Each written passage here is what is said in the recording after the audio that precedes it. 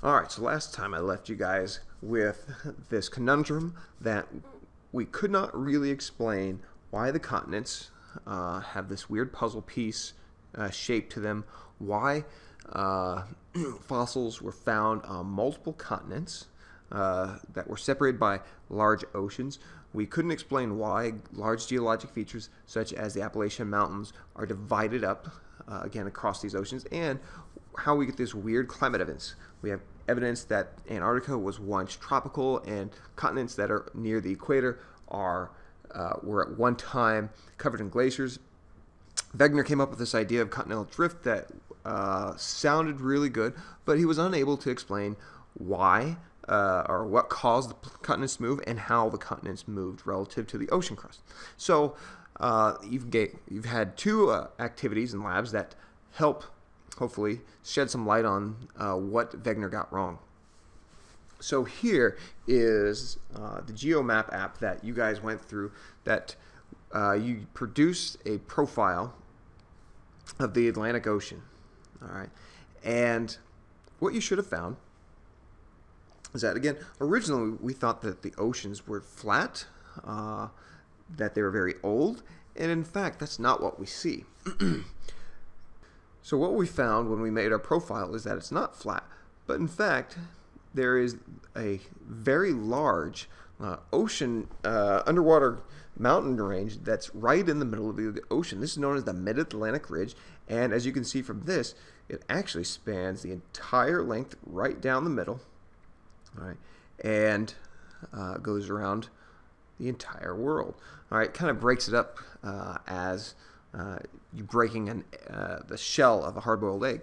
And for the most part, the whole thing is underwater, except for in a few spots. For example, Iceland. Iceland is actually straddling this Mid-Atlantic Ridge. It's actually part of it, which we'll get into a little bit more next time. And this was really odd.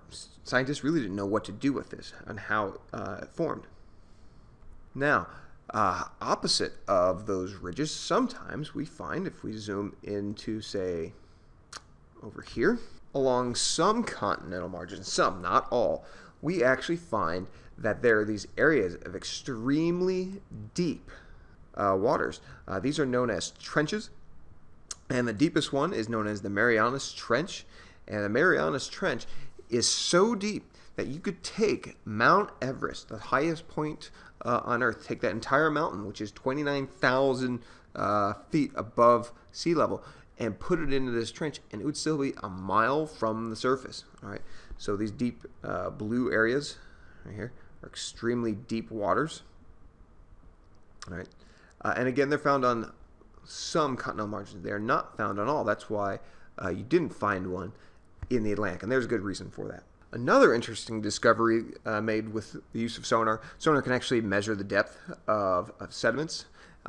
They also use drilling rigs to figure this out, but nowadays we can use sonar to actually measure how thick sediments are on the ocean floor. And what we found when we measured the depth of the ocean sediments is that it's very thin around the ridges, and the closer you get to the margins of the continents, okay, so in other words, away from the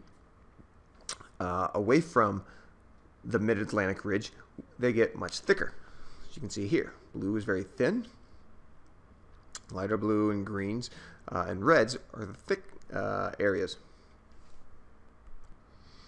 So what we get when we bring all this information together is that we get this kind of idealized profile where in the middle you have this mid-ocean ridge. Interesting point that there is a deep valley that kind of runs down the middle of it. It's not the mid-ocean trench or anything like that, different than the trenches here. But as you move away from it, you get thicker and thicker sediments, and on the margins of some of these, you actually have these very, very deep trenches. All right, then part two. Again, other than the sonar, we also had the development of a magnetometer, which measures changes in Earth's magnetic field. And what you should have came up with is something similar to this, where you've got these peaks and these troughs, all right, a lot of ups and downs, and when you modified it, it should have looked like this, all right. with a few markers on it, such as the Mid-Atlantic Ridge, all right, which runs down the middle of the Atlantic, obviously, and then a normal and reverse polarity. What these are, again, these are showing flip-flopping of Earth's magnetic field. It happens in the past. It's recorded in the basalt rocks of the ocean crust and can be detected by these magnetometers that drag behind the ships. And what we find, all right, there are these times where of normal polarity, which means the north magnetic pole is where it should be in the north geographic pole. And then there are these times of the reverse polarity, where it's opposite. Now, one thing that should jump out at you with this pattern is that if you look at the west side of the ocean compared to the east side, you'll start to notice, hopefully, that it's symmetrical. Right, you have the same number of ups and downs in the size-wise on both sides in the same locations, relative to the Mid-Atlantic Ridge. If you were to cut again down the middle of the Mid-Atlantic Ridge, the left side and the right side are just mirror images of each other. So in reality, this one is a little idealized. All right, there are a lot more flips, and in fact, it's a little messier. Here's an example of a real section of magnetic reversals. So here you can see that along the ridge axis, we get these different coloring. Right? Again, those coloring are indicating that they're the exact same age. Right? We can, again, match up these reversals with reversals that we see on land recorded by volcanoes. And we see that there is this symmetry, that this rock is the same polarity as this rock, and then it's been reversed, and then you get these alternating layers in these bands. So let's tie this all together. We've got these ridges and trenches, we've got this varying sediment thickness, we've got magnetic symmetry along ridges. What does this all tell us? What scientists were able to do is take all this together and prove that not all ocean rocks are the same age. In fact, the older rocks are near these trenches, and the younger rocks are found by the ridges. Again, we were able to date these using radiocarbon dating and also just matching up these magnetic reversals to the reversals that we can date on land. And in fact, the oldest rocks that we see are only 180 million years old. We were expecting these to be the oldest rocks.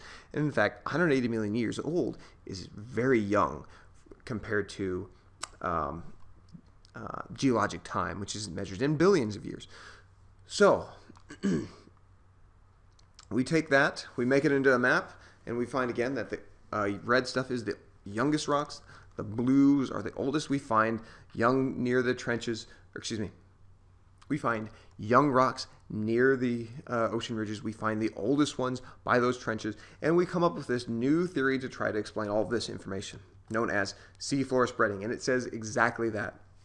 It was created by Harry Hess in the 1960s, and it states that the seafloor is spreading. All right. Some details on it, though, that it's spreading from the ocean ridges. All right.